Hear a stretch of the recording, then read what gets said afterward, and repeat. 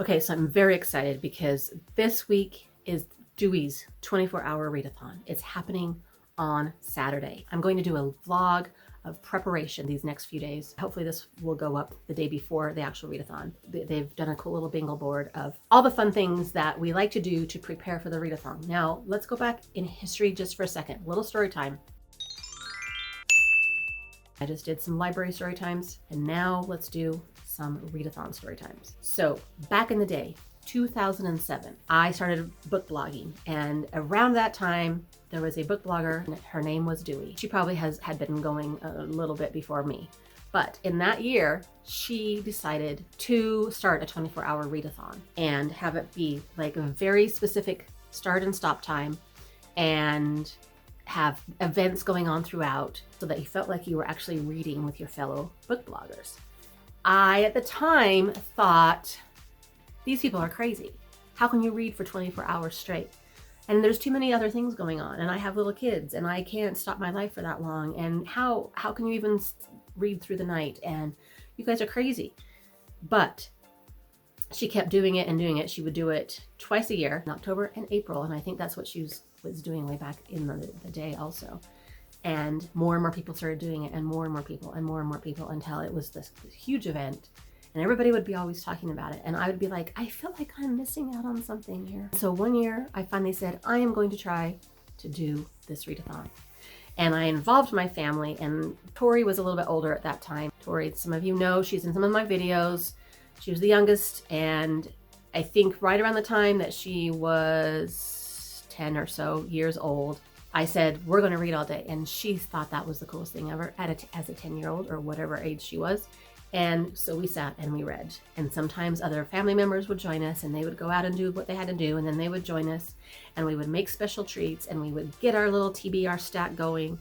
And we started doing it pretty faithfully for several years. And I blogged about it every time, because part of the excitement of the read along was these activities that you would do on your blog and on Instagram, when Instagram started becoming more of a thing. And they would have hourly events and giveaways, and I don't know, it was crazy. It was so intense and so much fun.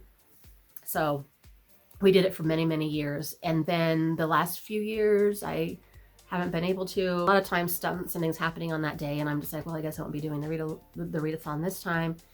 And I haven't done it for, I don't know, lots of years now. And it's weird, because it's almost harder for me to sit and read for a whole day now, even though I don't necessarily have a family that needs taking care of. It feels like they need as much taking care of now as they used to. I don't understand.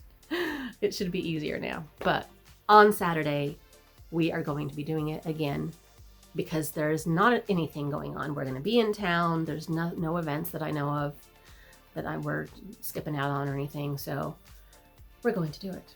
We're doing it this year, and I'm going to do this little vlog doing some of the activities. I hope you find it fun to watch me prepare for this really fun event. And then the day of, we are thinking we will do some sort of live stream read along with us, or reading sprint, but we'll have maybe some part of the day where you can join in with us and read with us. I will let you know more about that when I know for sure what we're planning on doing. We will be getting up at 6 in the morning on Saturday. That's the official start time. All around the world, you have to figure out what time it is in your neck of the woods, and everybody starts at the same time.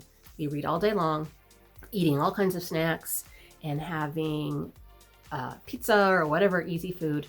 And then I usually try to read till about midnight. So we skip out on the 6 hours between midnight and 6 in the morning the next day. The hardest part of a readathon is definitely staying awake and getting very sleepy during much of the day. So I just thought I would give you a little history behind this event. I hope you have fun coming along with me as I prepare for it. I forgot to add that after a few years, Dewey passed away, and she had created many blogging events by then, not just the readathon.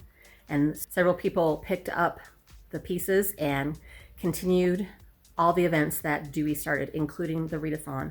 And now it has been going all these many years, since 2007. It's still been going all these many years, thanks to those people who continued to make it happen. And it's such a legacy to our awesome blogger friend, Dewey.